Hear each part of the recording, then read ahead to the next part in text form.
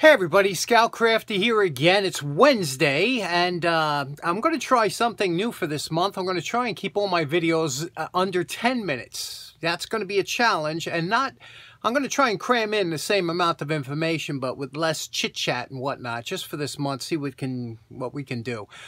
So let's get right to it. Okay, for today's project we got this lovely hunting set, and you know, when I was in Scouts back in the 70s, we had a scoutmaster there by the name of Mr. Wexler, and he always had cool stuff like this. And that's where my love of all this kind of gadgets and camping gadgets and knives, things like that came in. And remember, when you're a young lad of 14, 15 years old and you learn how to use dangerous tools like a saw and a knife, you know, it gives you a lot of confidence, and it was a wonderful thing. Well, this here is called the Knapp Hunting Kit, and I was looking for one of these for a long time, but you know, I don't want to do a restoration of a beat up one. I was looking, if you're going to spend the money, spend the extra $10 and get one that's in good shape rather than one that's all beat up. A Knapp was a Russell Knapp, and he was out of Elko, Nevada, and later on they made these in Boise, Idaho. But this one here, you could see what it says on here. What it was a kit that came with a saw, as you could see here. And this saw had two different teeth grinds. This one's not so predominant as some of the other ones, but this one here was a fine tooth. This one here was a little bit more of a coarse tooth for wood. This would you would use for bone and, you know, dismantling maybe a deer or something. Had an aluminum handle, had a little match safe, that's what it's called there, which you would take this off and there was the matches in here. And then also it came with a nice hunting knife. You could see here, this one here is a Western. It's in beautiful condition, never used, still sharp. The problem is it has some staining on the blade. You could see here, see the staining? That's always a pain, especially when it's in new condition. And the handle is dried out, which leather does. And, you know, Knapp always had that kind of interesting, you know, double split, and they didn't have the full leathers all the way around. But I always like Western knives, and this, from what I can understand, this was the original knife that came with it, although a lot of times you'll see these for sale and they have a different type of knife on there, you know. So a lot of times the knives get separated or lost and people will put an additional knife in there. So what we want to do today is we want to clean this up. You know, that the sheath is in real good shape, but again, it's a little bit dry. And I'm going to show you how to bring this back, especially the knife here, that, you know, it's tight, they're not loosened up, dried out where they shrunk enough, but, you know, it's all rusted down the center here. We're going to try and bring this back to a really nice condition, and then we'll demonstrate it.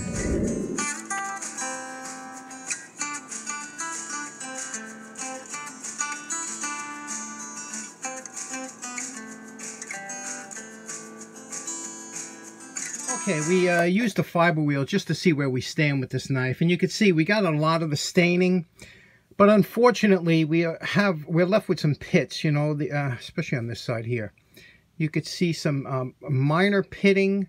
You see that there? Minor pitting in there.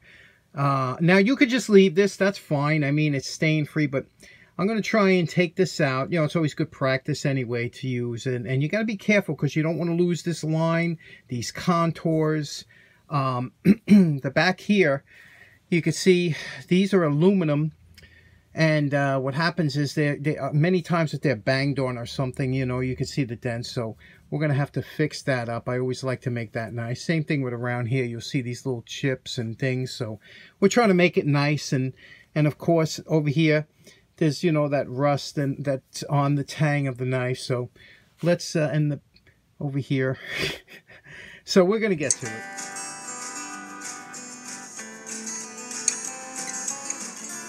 Now here's a quick tip, especially if you're new to the channel. You'll see me use a stick behind the belt here to get pressure on to touch a certain part of the knife, because I removed the platen, that steel part that's behind here, so that the belt flexes a little bit. It works for me. And if I want to get like over here in this corner, I'll take a small stick, press it here, and I can control right where I want it to do. You'll see all the guys doing it now.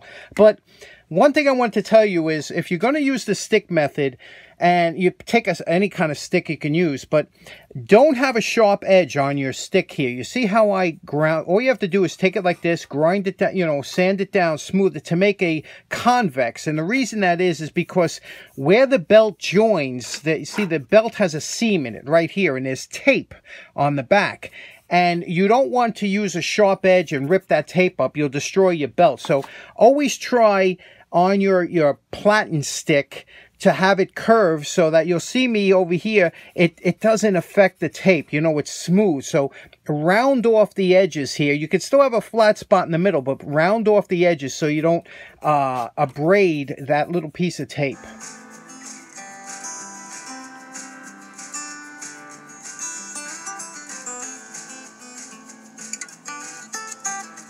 Okay, we're happy with this. We got most of the pits out of there.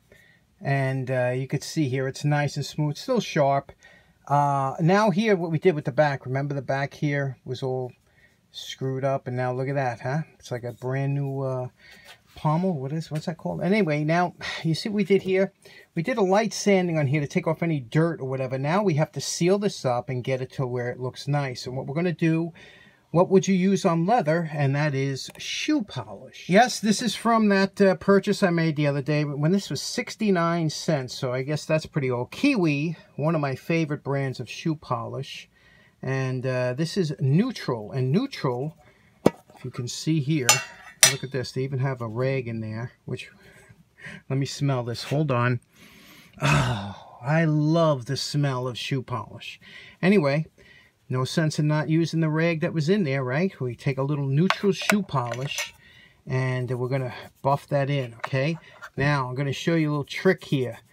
We're going to buff this in, and we're going to get a nice coat on there. Then we're going to hit it with the heat gun, okay? And with the heat gun, it's going to melt all that into the leather. Again, we want this as a protectant more than, you know, something that's an appealing look, but we also want it to look good too. But now you see how it's getting all those cracks and everything. Anytime you actually should be polishing your handle, because nothing worse than salt for leather, because the salt and palm sweat that gets on here really dries the leather out. But what we're going to do here is we're going to put this on liberally, and then we're going to take the heat gun and we're going to melt that all in there, and then we're going to buff it off. So let's see what that looks like. One of the best purchases you can make is a heat gun, any type. You know, you can get this at Harbor Freight or something. This is a 2-speed model. They're all good.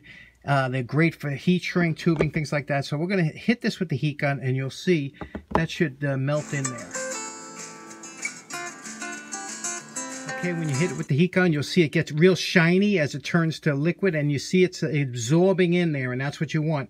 Now we'll put another light coat on and then hit it with the buffing wheel. The buffer, what that does is it pushes all the polish into the grooves of the handle. And now you're just going to put a little bit more polish on here, okay? Because you're building it up more or less. Now with the polish, once it's on there, wipe it off. Then you take some paper towel. Okay, gonna just buff it off lightly, make sure that there's no excess on here. And then you take your horsehair brush. Okay, anybody that's ever used one of these here, you know what I'm talking about. And now you're just gonna go over it with the horsehair brush, and what that does, that'll bring out the shine and polish up that wax that's on there. You see that? See that sheen? Look at that. Oh, what a enjoyable process this is. Just like polishing shoes, you know. And the key is to get this fast, you know, because it builds up a little bit of heat on those bristles. And those bristles, you see what that does? Look at that. Isn't that beautiful? That's what, and the feel is just beautiful in your hand. I love it. So that's how you get those handles back. And we're calling this project done now. I put a coat of, I just polished up the sheath. And the important part is to get all in here.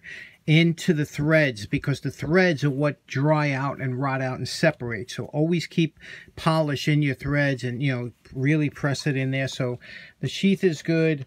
You could see here the knife, how the handle came out. It looks real nice, right, with that color of the back. Like we said, how we did that all the way around the edge. I got rid of all the rust on the the edges. I kept the profile. Looks nice. You can see here Western. And beautiful knife, nice example. And the saw, you could see the saw, we were able, there was a little rust spot here that it was picking up. You could see here, we got most of it out, and it's in good shape, beautiful, and filled in a little Scoutcraft of red there. So the letters really stand out, along with polishing it. And that's it. A lot of times these caps are either stripped or missing because they're aluminum and they're a coarse thread. So you have to be careful. Look for that when you're buying one of these. But there we go. Our Knapp Hunting Kit. Pretty rare, especially when they're in the kit. Usually you'll find the saw many times alone. But when you find the saw, the knife, and the sheath together, that always brings the value up. So hope you enjoyed that one. Now, I don't have any bone, but what I do have is a piece of very hard seasoned wood. This was a fruit tree. So let's cut a piece off there, see how that's okay. Let's try this out now. Place it over here. We'll just take off a little bit.